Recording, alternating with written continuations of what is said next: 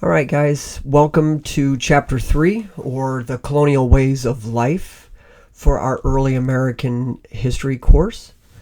We are going to be looking at the three regions of the colonies, the New England, Middle, and Southern colonies, to get an idea of what everyday life was like in the colonial period. What we want to keep in mind is that there were a number of factors that separated the colonies in terms of how they made their money and how they sort of organized their societies and their communities. But they shared this common colonialism, the idea of being members of a society that are now separated by well over 3,000 miles of ocean, and the need for them to not only survive but to thrive, to actually turn a profit and make their colonial realities truly profitable. So for early American settlers, these were predominantly male and poor. The average age was less than 25 for the early settlers. And they brought with them a lot of the British traditions that they had been raised in, which is perfectly logical. But what we're going to see in this colonial period, which is essentially from the later 1600s until the 1750s, is this emergence of a sort of separate identity, if you will. And it fits into our essential question for this first unit, which is, why did our 13 colonies choose to rebel from Great Britain? We want to remember that we were 13 colonies out of 32 British colonies in the New World. And if I add the Spanish, Portuguese, and French colonies, it's even more so. And so why were we so different? And the first thing that comes to mind here is the youthfulness of some of these early settlers, and the fact that they were British in mindset, but they were of the poorer and more peasant classes of England, which means that they didn't have necessarily a very strong tie or affection to the British system. The population growth in the colonies jumps up pretty quickly, and it has a lot to do with survival rates and birth rates. And what's interesting to note, particularly in places like New England, once the colonists had established themselves and had really planned out how they lived their cyclical lives, because, being from that time period, things were very much connected to the seasons of the year. And once they figured out that rhythm, more women came to the colonies, and we see a leveling off of the male to female ratio. And birth rates go higher than they were in Europe. And more importantly, death rates went down significantly. So the average person in New England lived significantly longer than a person in England. The idea that an average male could live as long as 70 years of age is just phenomenal given the time period, if one compares it to the European experience. So when the sex ratios level off, we see the beginning of these family structures and sort of birth rates that are going to continue to go higher and higher. So just to give you an idea, between 1750 and 1775, the population in the New World, the European population, is going to grow to 2.5 million people. So this is really rather significant. And later on, Benjamin Franklin will do a study on North America and come to the conclusion that the population was doubling every 25 years, which is just a phenomenal rate of growth. So for women in the colonies, we have to do a bit of nuance. So when we talk about social change and social issues, the two words that become very prominent are status and agency. Status is a term that we use for how one is valued within a system or within a society, and agency has to do with the amount of voice one has in society, particularly when it has to do with your own fate. So for women, the colonial experience was really not much different than what you would have seen for a woman in Europe. It was a deferential position. Women were expected to be mostly domestic in their orientation. They took care of the children, they took care of the household. They also did farming tasks that were considered appropriate for that level, whether it was milking, gathering eggs, feeding chickens, those sorts of things. Not an easy life by any stretch of the imagination. But, some women find themselves in very powerful positions, particularly in the South, where men didn't live quite as long, and where young wives would be bequeathed large plantations to hold in trust for their sons, and then could get remarried and accumulate even more land. So there are definitely situations where women were in very powerful positions. I'm thinking specifically about a woman, Eliza Pinckney, in the Carolinas, who was able to create an entire fortune off of the cultivation of indigo, which is a plant for dyeing wool. In religions, there were areas for women to be in actual leadership roles, and for I should say that the two that come to mind quickly are within Puritan society and within Quakers. In the Quaker society, women were in many ways totally equal to men in terms of spiritual authority. They were able to speak at meeting. They were able to lead prayer study and all these other things, Bible study and prayer groups and all this other type of leadership roles that were just as much as men. In the Puritan society, once a woman was quote unquote saved, meaning she was part of the visible saints, had gone through the conversion process, had raised all of her children, and was now in a what we would probably today refer to as postmenopausal empty nester, she became what was called a matron, and her role in Puritan society was now elevated significantly. She was able to speak up at certain things. She was able to be heard when she spoke, and more importantly, she was oftentimes put in charge of the upbringing of the girls.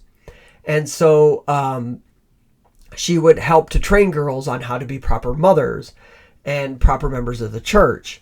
And so this was a level of status and agency that you didn't see in other parts of the colonies, and certainly even in parts of Europe. So quote unquote women's work varied according to what the family was engaged in terms of economic endeavors.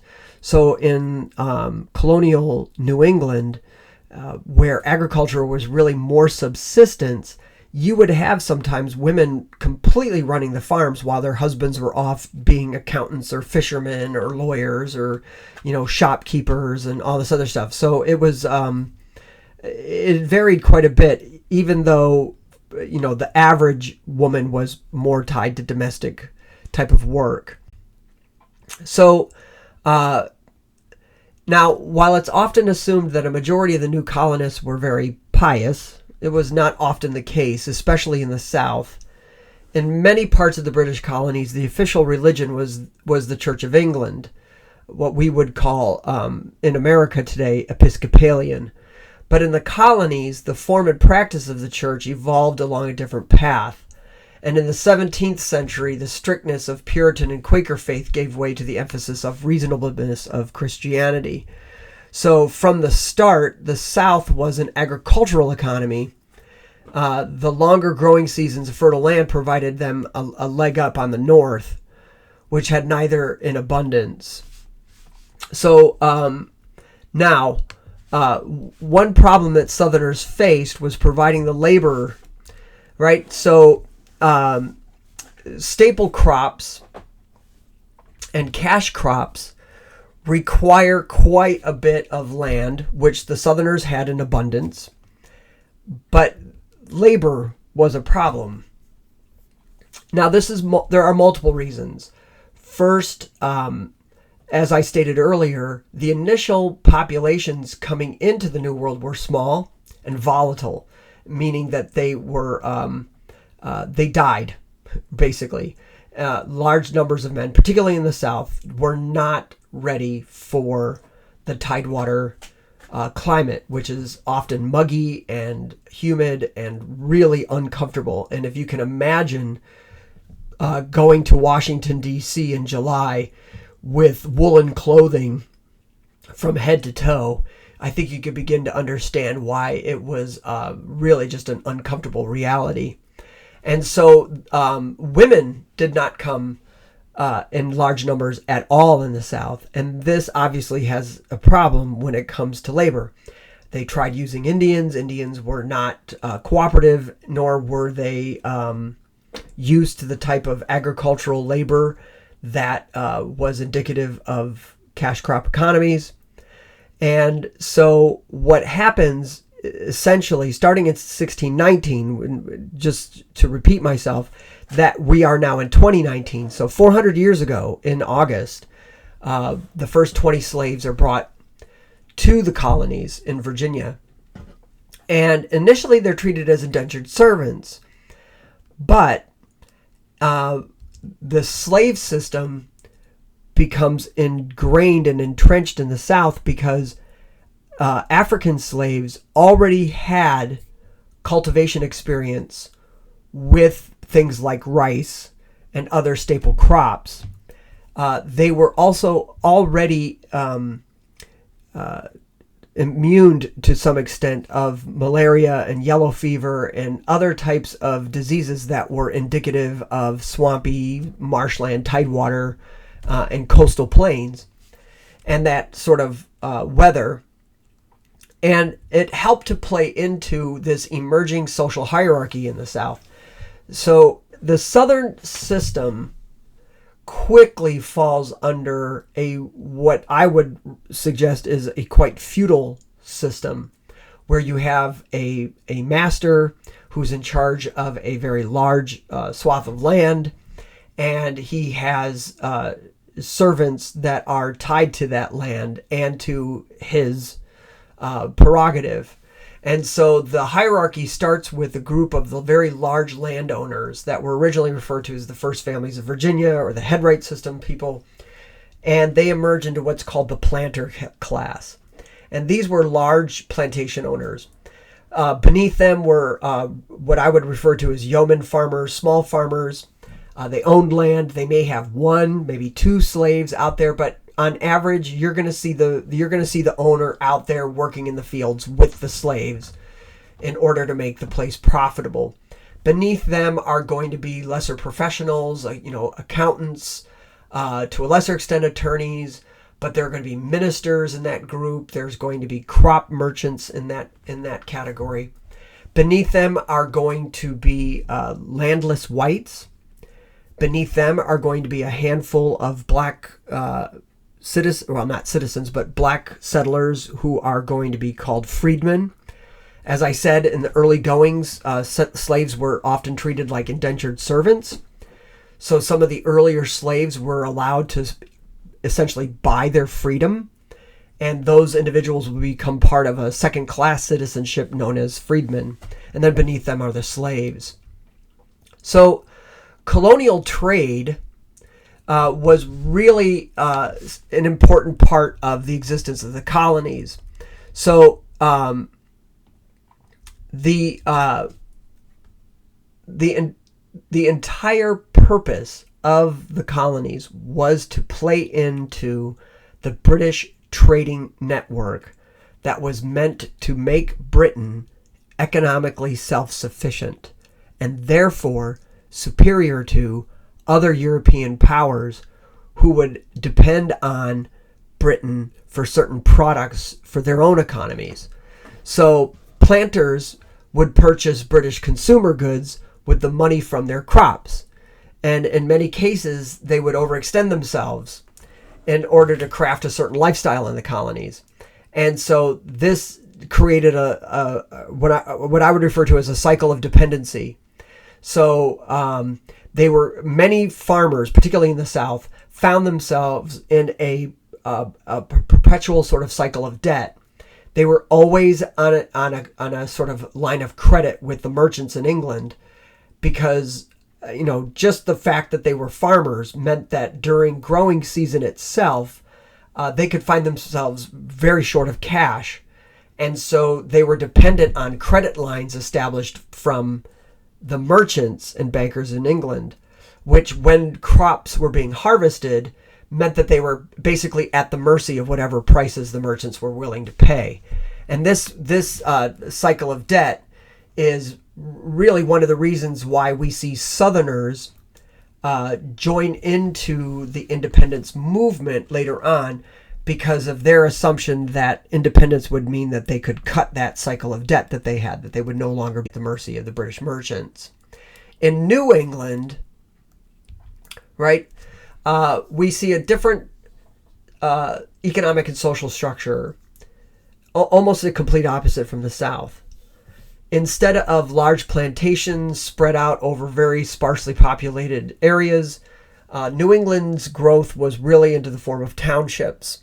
These were very regulated realities.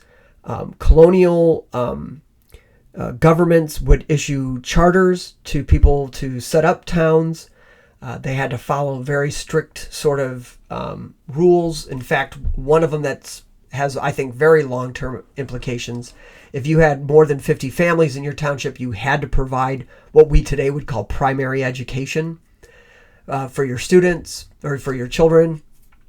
The dwellings were very different. Windows were smaller. They had very high slanted roofs because of the snow. And they were usually very dark and lit by gas lamps or candles. And the gas lamps were really, in many cases, oil, whale oil, things like that were used in New England. And so the enterprise that we see in New England that we don't see in the South really has to do with the geography. The land was not conducive to commercial agriculture. It was very hard to eke out good crops. So subsistence farming was prevalent in New England, particularly in the early colonial periods. As they move into western Massachusetts and northern Connecticut, that will change. But in this period of time, we're talking about very low-level agricultural output. And so this forced colonists to look for other ways of making money. And because of the location, shipbuilding and fishing become really the main source of New England's money. And now we get into sort of nuance here. So we want to be really very, very specific. The English trading system was very restrictive. All trade between ports with British goods had to be on British ships. Now, what happens, however, is England starts to realize that instead of cutting down trees in New England and shipping them to England to build ships, you might as well just build them in New England.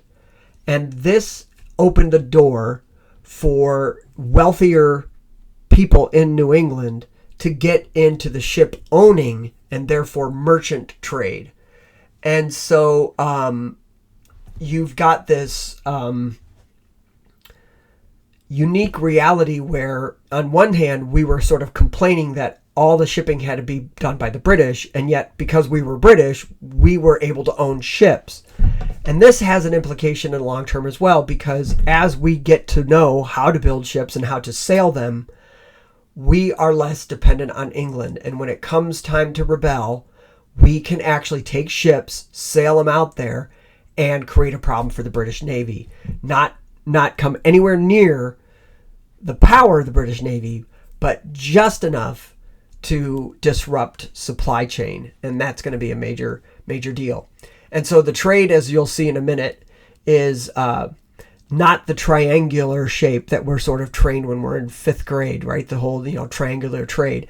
It's more complicated than that, and yet it was very, very, very highly regulated. British merchants and had extremely tight control over where ships were going, what was on their ships, where they were going to unload their cargo. I mean, very, very highly regulated. So now we want to dispel some issues. New England was very much of a Puritan-dominated culture. And so there's a tendency, though, to kind of have a perception of Puritanism as being this very, very snobby, cold, and calculating, right? Puritans were not the dour, intolerant individuals that they are portrayed in media. They were moderates who believed that anything done to excess was bad. So they drank alcohol, they danced, they enjoyed music. It was, none of those things that we are sort of told happened. Puritans wanted to purify the Anglican Church of Catholic remnants. They believed that they had entered into the covenant with God based on John Calvin's teachings, which is predestination. And although many teachings of Calvin promoted the concept of democracy, it did not invade Puritan politics. So as the population of the colonies increased in New England, so did strains between the differing immigrant groups.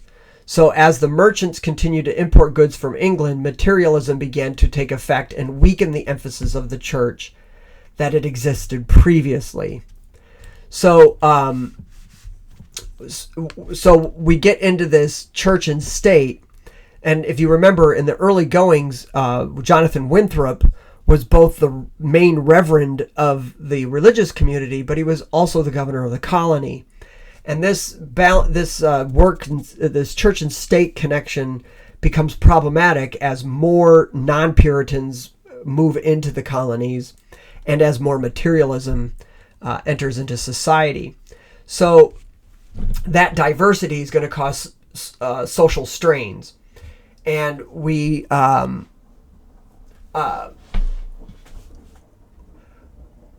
have a tendency to think of the struggles in New England as being very puritanical, and really it's more complicated. It has to do with property ownership and the passing of property to children and grandchildren. It had to do with rivalries between townspeople and country people. That had to do with rivalries between young and old. I mean, it was a very, very complicated reality. And this is going to lead to what we all sort of know as the Salem witch trials. And I tend not to do very much on this at all because it has been so Hollywoodized, if you will. But, 30 citizens in 1692 were executed for witchcraft. And, 300 people were accused of practicing witchcraft, and there's a tendency to deal with it more on a religious critique, but in reality, I think when one studies it closely, one would find that there's really these other social, political, and economic realities that are pushing the narrative, and eventually the whole thing just kind of evaporates. So if we look. This is from the text. You'll notice that the trade system was not really a triangle, but more like a trapezoid. But you could see the complexity of it. It's really not what you would think, sort of 1, 2, 3. But instead, it involved every aspect of the transatlantic trade system. And so in the middle colonies now, we have to always remember that they were formerly the New Netherlands, and it included the former New Sweden. So before England takes possession, which is in 1664, before any of that even really happens, there's already an unbelievably diverse system. So whereas much of the South and New England were settled by British citizens, the middle colonies received immigrants from Germany as well as Sweden, Finland, the Netherlands, right? So it's a rather significant difference. So there's an economic mix because you have some farming, you have trade going on. The Hudson River Valley and the Delaware Valley were both very, very conducive systems for agriculture. So commercial agriculture is viable there. The fur trade is significant. And so we see what I'll just call it diversity in economics. We see it diversity in ethnic and religious practices. So we have the Dutch Reformed Church, we have Lutheranism, we have Catholics, Jews. There's the Dutch Reform. All these types of religious groups are in the middle colonies. And so they become, in some ways, a counterbalance to what's happening in the North and the South. So the backcountry of the middle colonies and the frontier were really based a lot on fur trading, but it was also based on early commercial agriculture, particularly for grains, wheat, oats, barley, things like that. In fact, the middle colonies will be referred to by a lot of people as the bread colonies because of the bulk grains that are produced there. Now, the one sort of fly in the ointment here is going to be the Iroquois Confederation. These were 6 nations that had joined together to fight against white encroachment.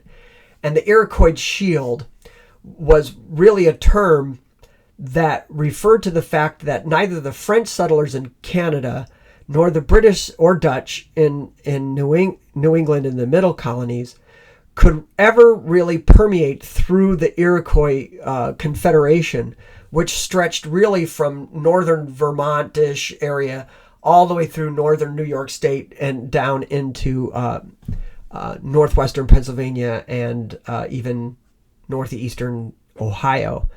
So this vast confederacy of Indian governments or tribes was in many ways a protection for the middle colonies against French encroachment.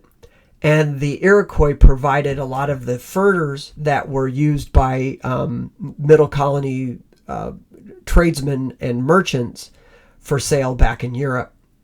And so another distinction for the middle colonies is that they were proprietary colonies. New York was owned by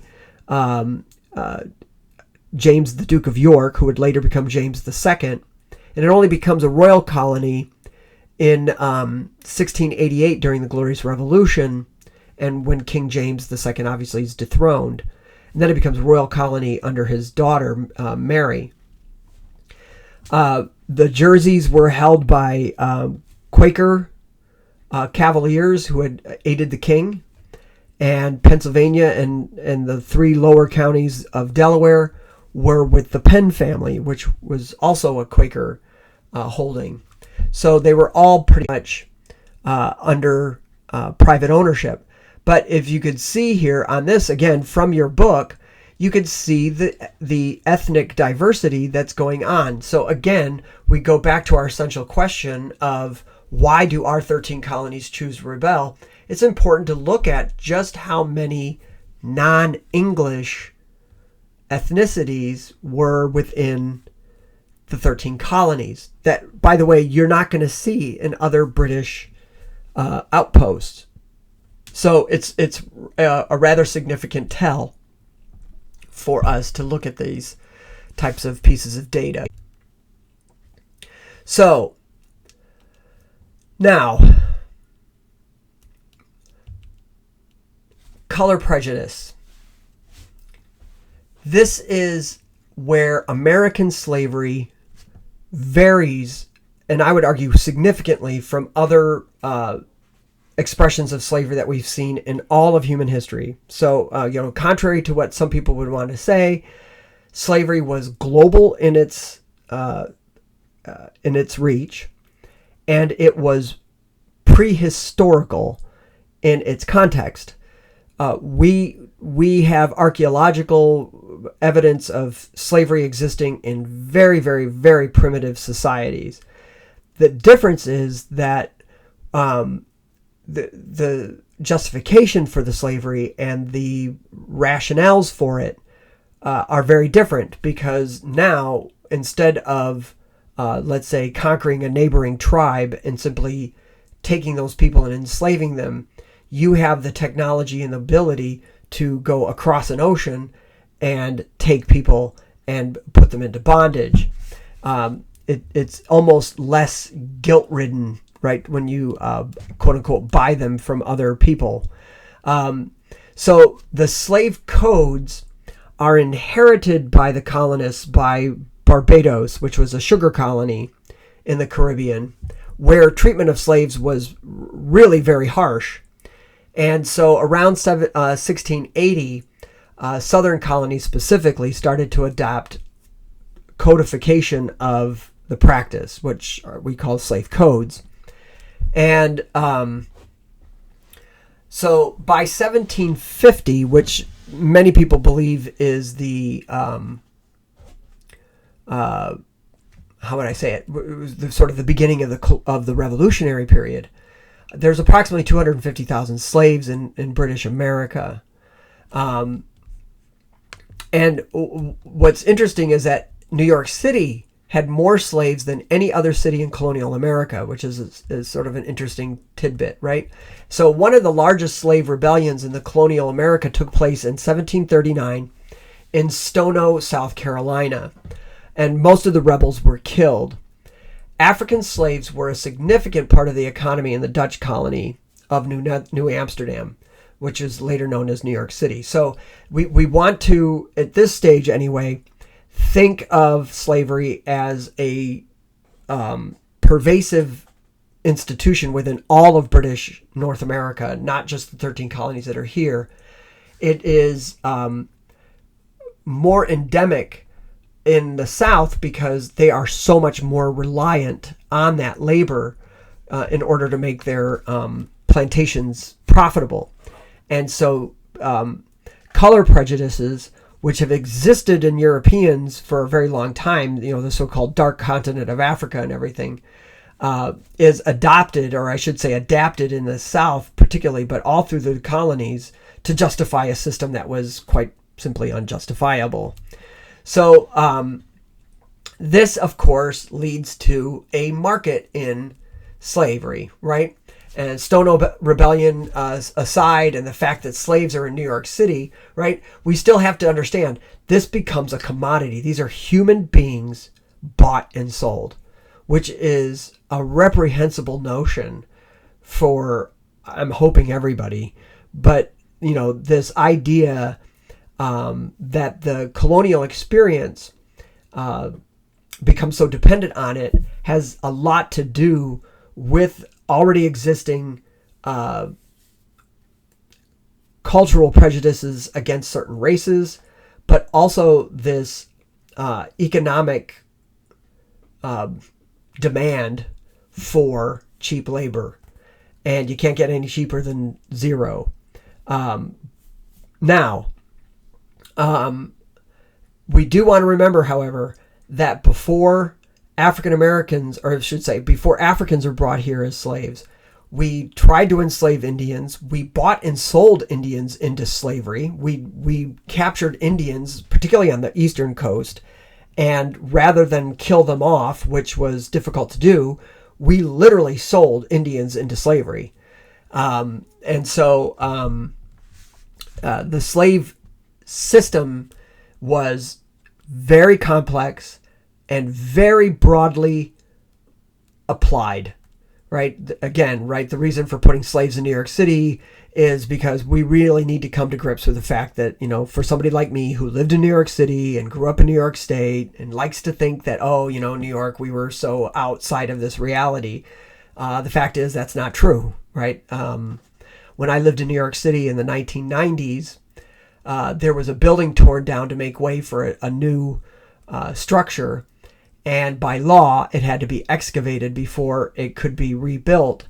And in that excavation, they discovered that there was a massive burial cemetery there, and that DNA testing showed that they were all of African descent. And the people in New York City went absolutely ballistic. There's no way that there was a slave cemetery in New York.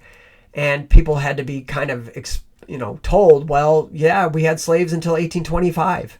And, so when we talk about slavery, it's convenient to talk about it as a Southern problem, but it's really a national tragedy. So for the colonial elites, right, they were dominated by merchants and ship owners, and because they controlled the trade. After that, middle-class retailers, innkeepers, artisans, and then finally would be sailors and unskilled workers. And so in order for trade to flow, roads had to be built and maintained. And the first roads that kind of come into this urban web are quite frankly Indian trails that are kind of expanded in order to allow for wagons and horses and other types of means of transportation. And then when we built these road systems in order to connect settlements, here come the tavern houses, right? So almost immediately, right, the Americans go right into let's all stop here for a drink. So now, in our colonial experience come two, I'm going to call them social movements, but they're really cultural in their impact because they permeate into everything. And while not everybody experienced these things in the same way, everybody in the colonies, no matter where they were, had some form of an experience, either directly or indirectly, into these two things. And they are the Enlightenment and the Great Awakening. And at some level, they seem like two very diametrically opposed things. But what I would argue is one of the reasons why our 13 colonies are going to choose to rebel is because there is, in many ways, a convenient marriage of these two things to create what I'm going to call early American political culture. So the Enlightenment was the idea that the universe was constructed by a benevolent and omnipotent creator, capital C, who constructed this universe by the application of laws of nature, whether you're talking about gravity, inertia, motion, nuclear thermodynamics, whatever you want to throw out there, right? And wound it up like a big clock and then let it go, laissez-faire in the French. And that by understanding the laws of nature, you understand the mind of God and therefore are enlightened. And this age of reason, as the Enlightenment is often referred, comes to the New World in pamphlet form. And it's difficult to explain to our modern senses because to us, books are everywhere. You can buy them on Amazon. They'll be there the next day. You can go to a bookstore and peruse to your delight, and it's just mounds and mounds and mounds of them everywhere. In this period of time, printed materials were rather difficult to get and expensive. And so they were, in many ways, treasured pieces of property. And so our educated classes scooped up these pamphlets with unbelievable veracity. They wanted them because they wanted something to read. Many of them read the Bible every day, over and over again, every year. They would read the entire Bible repeatedly. And these pamphlets were no different. They would be read over and over again. They would be handed around to friends and family. They would discuss them in the taverns and in the parlors of their own homes. These were people who would quite literally memorize entire sections of books, right? They could quote it in the Latin or the Greek, or, they were obsessed with it. Benjamin Franklin, who you see here, teaches himself French so that he can read some of the philosophes in their original language, as does Jefferson before he's tutored and sent along, and George Washington and others, right? These are people who are obsessed with the learning. And so Benjamin Franklin becomes the quintessential Enlightenment figure, and who used scientific process to create items like bifocals, the lightning rod, the Franklin stove, and a glass harmonica is this sort of, I think it's called a harmonia or whatever type of instrument that's actually, I can't remember who it was, but one of the classical composers actually composed pieces for that instrument. So during this period, educating children was a responsibility of the church and their families. Now, in New England, where the settlements were a lot more close, allowed for the creation of schools. And again, this, I think, plays into a line of logic. Literacy rates in New England were significantly higher than those in England. Virtually 90% of the Puritan population, or I should say the New England population, was literate. And that was male and female. And so these Enlightenment pamphlets are going to circulate more broadly and extensively in New England than anywhere else. So to me, it is no surprise whatsoever that the early and loudest rebellions against England happened in New England. And so education was, outside of New England, was rather sporadic. And it was more often than not the status of the parents. So if a parent was literate, even if you lived in the frontier, you could teach your children to read and write. But if your parents weren't literate and you were out in the frontier, good luck. Otherwise, particularly in the South, private tutors were hired, small schools were created, and if one were really very wealthy, children could be sent to England for education, which was not uncommon for landed planter families. But of course, the United States, by the late colonial period, are going to have some rather good institutions: Harvard, Yale, Columbia, which at the time was called King's College, William and Mary, of course, in Virginia. So again, right, literacy, which in New England, for instance, started because of religion. You were required to know the Bible. Well, you've got to read it to know it, and that required education.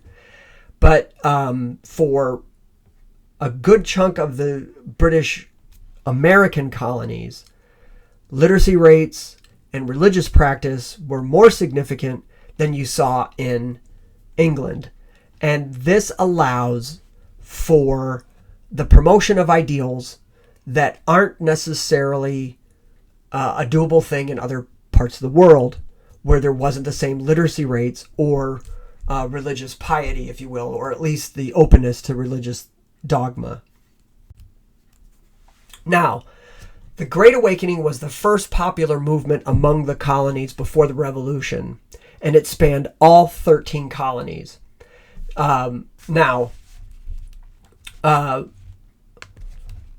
The first stirrings are going to come out of New England, and that's because of a very specific type of reality that had happened. So now, Puritan culture required people to go through a conversion process.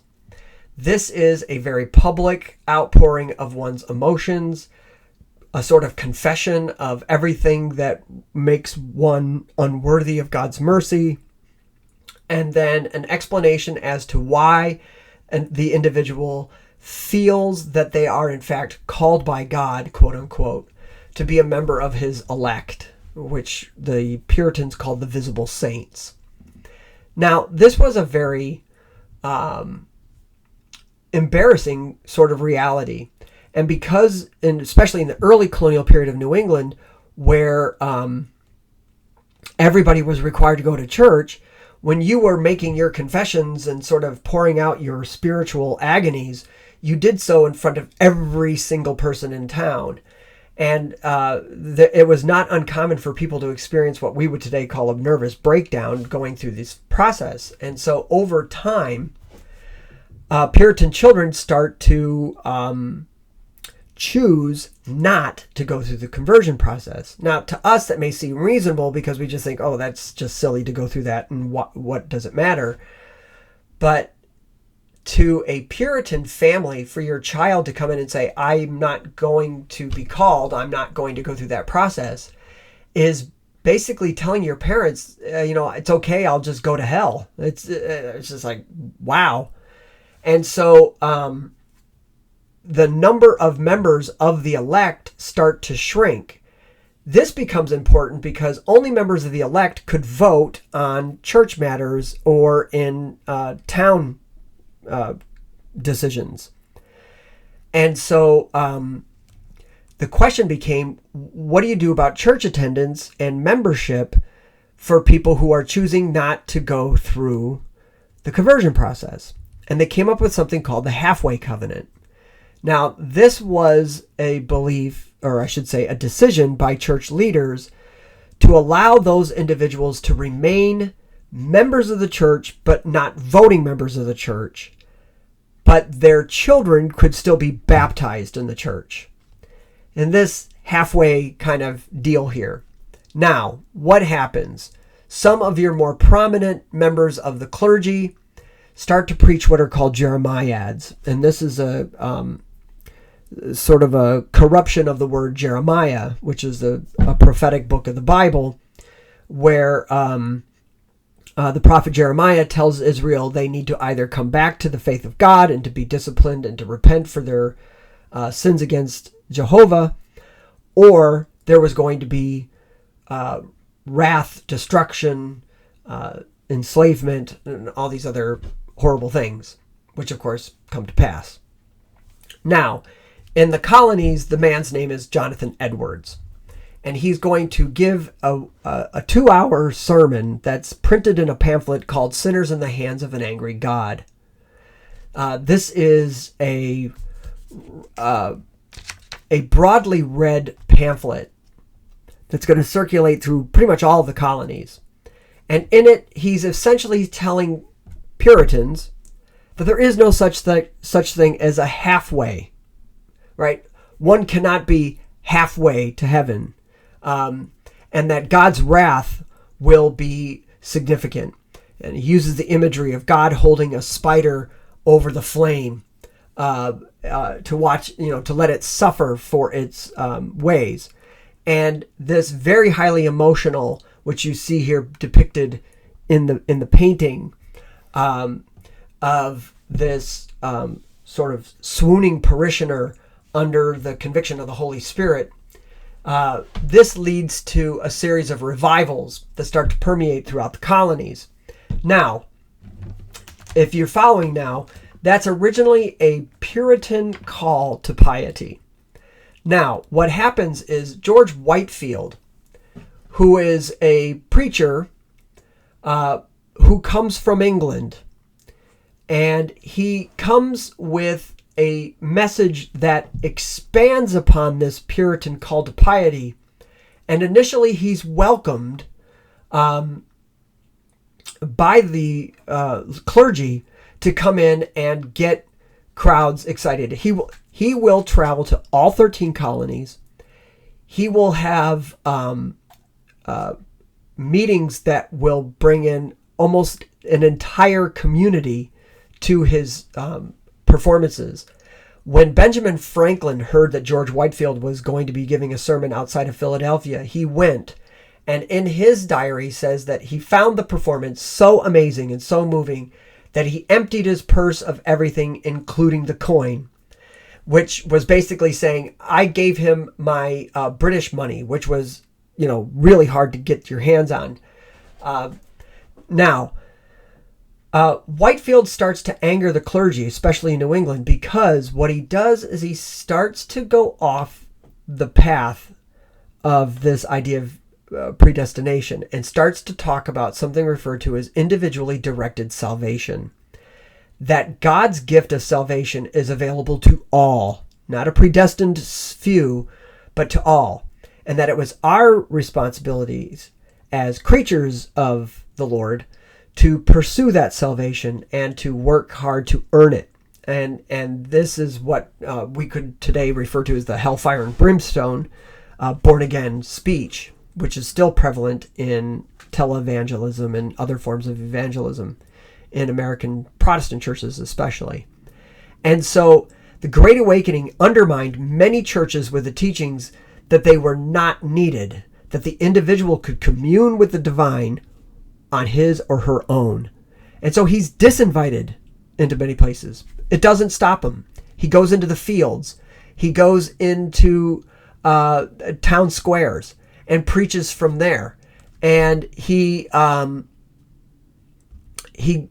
gets into the sort of psyche of the American people that they, each one of them, had the sovereignty to choose their fate with the divine. Think about that for a minute. It's not a hard intellectual jump from that to all men being created equal. And so the heart versus the head, right, becomes part of this thinking, and as does this idea of faith and reason.